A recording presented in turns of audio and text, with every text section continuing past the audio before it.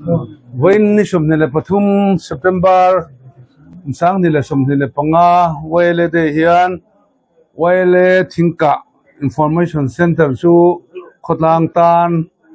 mi che berle mi ro pui berte tangkai takman ani thena tan lom takin ka honge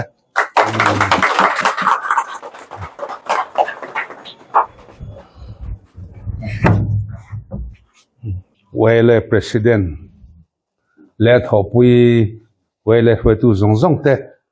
le VCP thingka let hopui te central waile president le thopui hei tukin kim thakop mai alom om khati khop mai mi man tak point waile sensi waile foi tu te chunga lom thu kan soya bel tu MDC jam tak hebaina IR lamatangin commandant local lawa ajitan hawin locala lom rim rim thingka in IR battalion in neite alom tak zetin karia hemi tan hian thei to pin pathian le nangmani zara ramroi tu kan ni vena te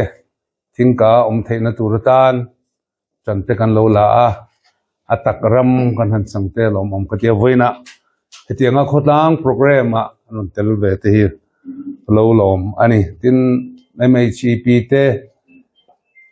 LWA te he lungtlai lam takin party tang point ka thopui te kan general secretary te le kan secretary te local telboka gunjing kan ko kim thale mai zawai chunga hunser mang tu tenen lom thu ka soyani hazai pol kana panlai chuan thingka hi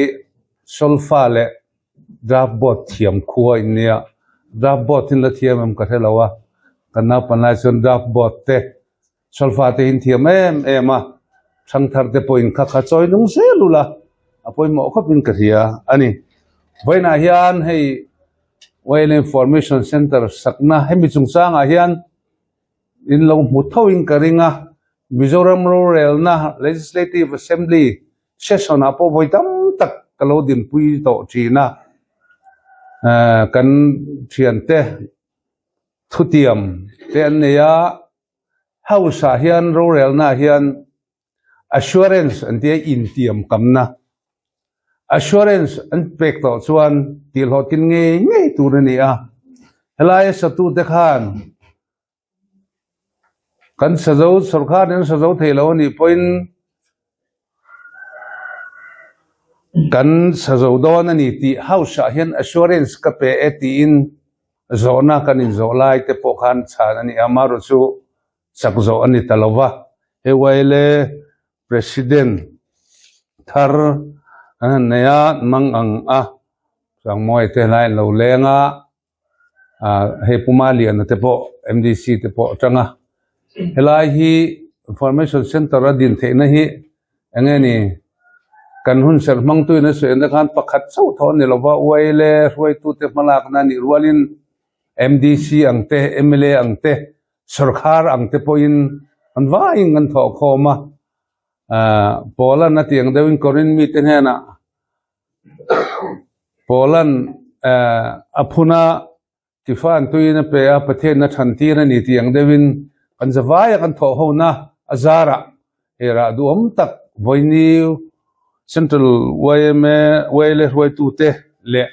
waile dei voi shumnga le pakhatna hontheya pe fela lo ni ta hi lom katia waile roi tu te po in fam tak zet ani thiante malolak to chunzom ati lo ting tu ni chin te hi thil tangkai takle thil thatak ani ti lai hi voina atakin kan mu chau ani lom katia lom tu ka soya chuti ro chon he huna hian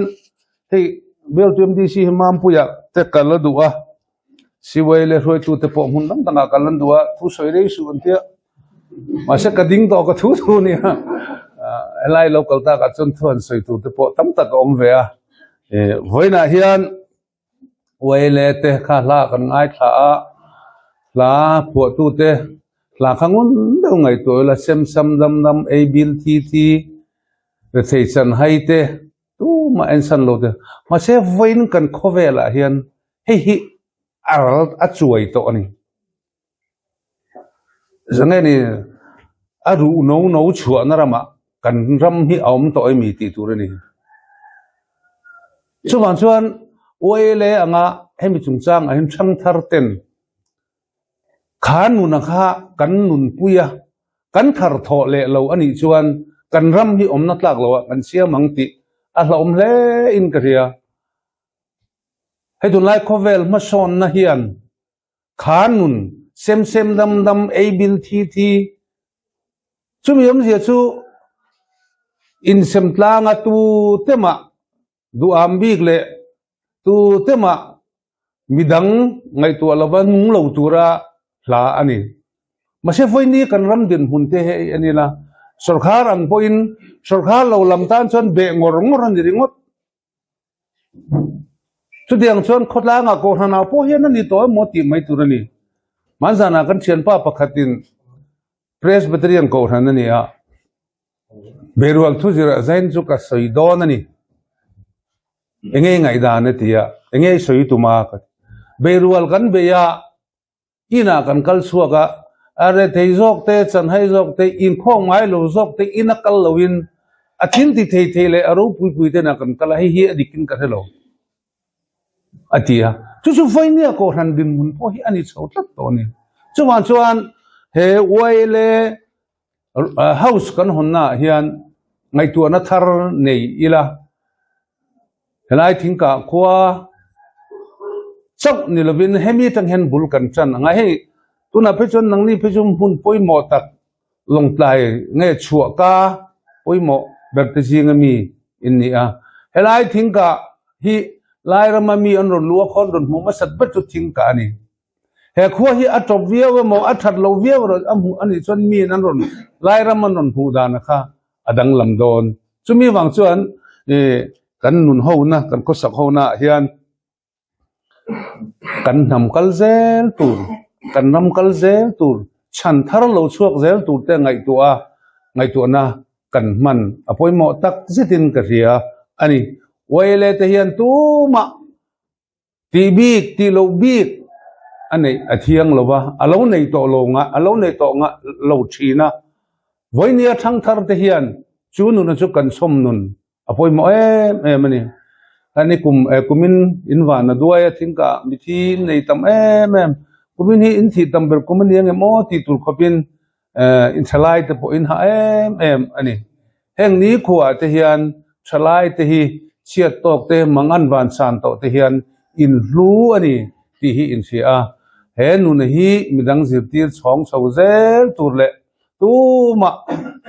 en san bik le en hiam bik nei lo turin ka cha du chuwa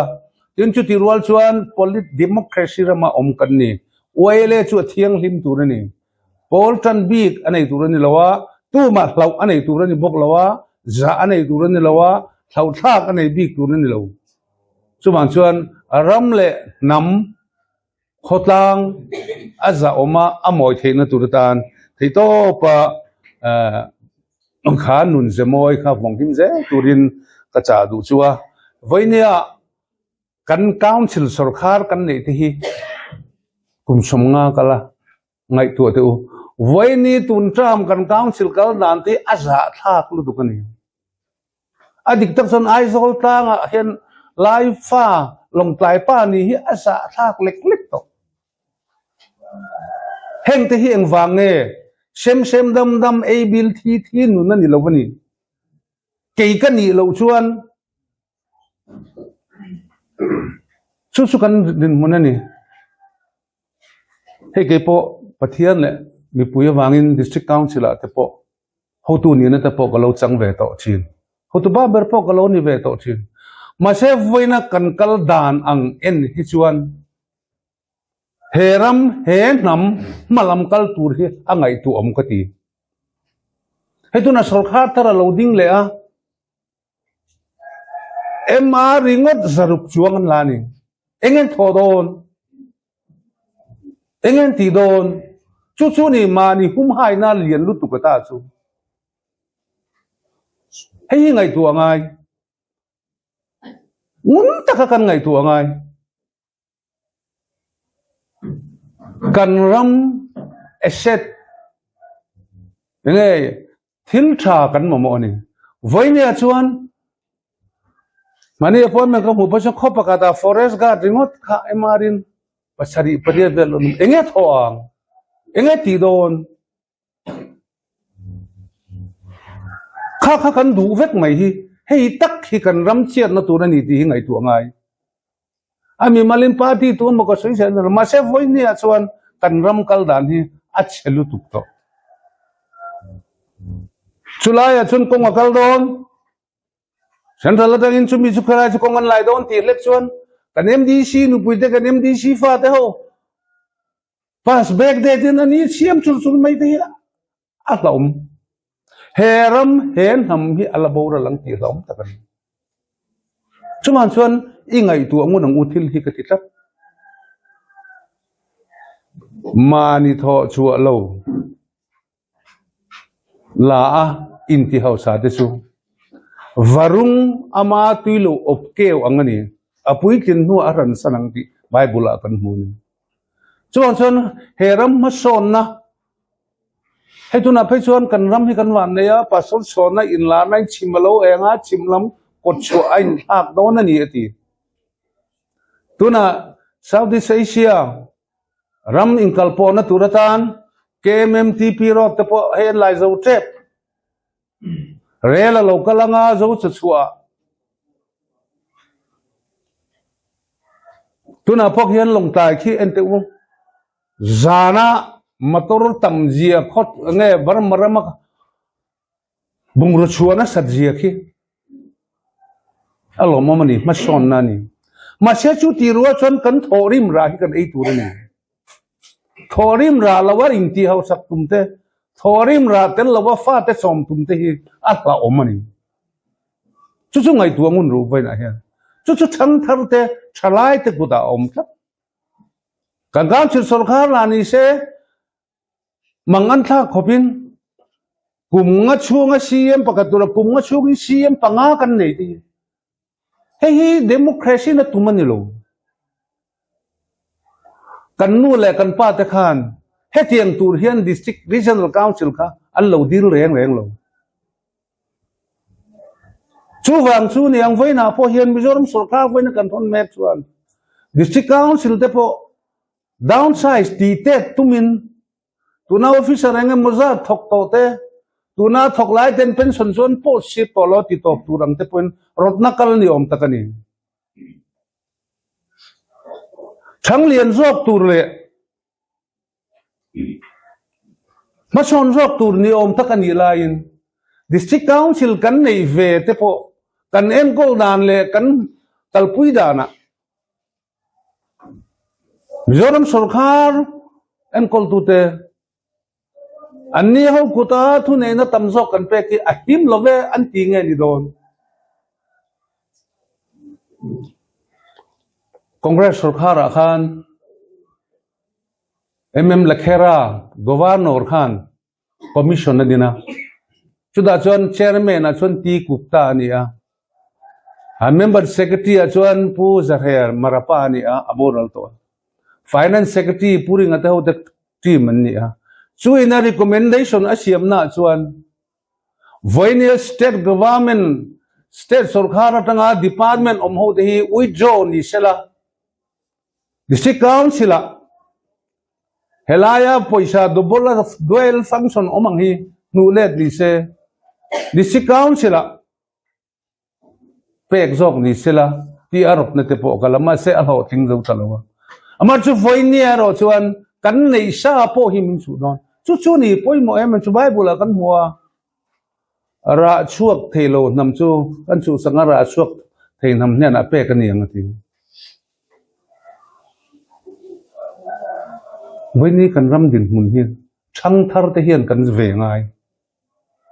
kan siwele roi tu te po vai na ka cha du heram hi he nam hi kal zer don om na tlak lawa kan sia mang ti hlom takan tuna chon re thei chan hai te tan mun om to le ne ati thei le al anga ni a tong thei thei te chan vo ani zo don ni me tu na cái đàn phê xuân MDCBL khata master role đúng poi somli chuang zel anh thấy xem tốt niệm ta cái này heng thấy cái phung anh lo mà mona man tu rồi em master role cái pala tu na pension tam tak paisa tam tak nuôi sang chuang anh ba tu di mek line politics sa katin le thay na tu na china kan soi chia trong dang han nang về khang lang ila survival of the fittest anti aru no sure na rama kan ram hi kan siam non tlat chon voin oile day pushmale pakhat kan man na hian oile member te I harang kini lo hi kan ram chan tu ron nom lo nang kini lo hi kan ram mangai tu ron nom lo kan politician te voinia chuan paslem siam du mai ram ruai tu kan nei te hi avan nuai thak ti kong puya kal do no wangarim chang lo lamai du ram ruai tu kan nei te ki cho van nuai thak ti ram ruai tu tha chuan ram tha siam tu ren do lom ni ram mi pui te ram tha kong tha ruai tu ren do lom ni zol nei isa ya bung samnga pariat kan mo chan nang chumi te omna tu ra da na chelai siam tha tu an tiang chi ti hi ram ruai tu the kan ti tu ren do lom ni tel ve zel tu re mi kan ni don chang ve zel tu re mi kan ni don helai hi voina hian un takin ngai du ila chu tiang ani lo chuan kan council voinia kan ram tan lu em nam kan ni nang po kan tan lu em ti te zel ani chuan a to pa chuan kan la ral mai chumi tu chuan ke manin kan ve na zauma kan siama kan hum hi mangai chuna top bera kan soile du chu tun lai khovel ma son na satak thang sak em a hian rui lo ana salutu wele golden jubilee ak sui to khain lo ri am ka helo ke ni chu nam tlem te kan ni rui lo a ei zong rual kan la ni lo ei zong ve tur kan la ni lo kan rama hian rui lo ei mien lo zong don ni pon ke ni zu ei zon na tlak kan la ni lo bani ti hi thin lunga alian ani ai to te Mizoram voter nung bara khan mi pa ain mai chia sing hi le sangre chongin in tam to ni nu pakhat hian nu pathum hian pa pakhatin la ne langa yang chu kan dani na phal loi bok si lo musulman ang te chu ni la pa pakhatin nu panga nu pui som te po nei la ala dik tun hunanga kan kalani chon kan mi pa thalain kina salutu chu chuan a effect tu chu heram hi alaral don ani mi pa del lo chuan me chia ru din nun thei le na me chia tu chu mi patan pui tu ra da na siam chau in ni e rong pui lu tuk vak lo ma se lu via wa ni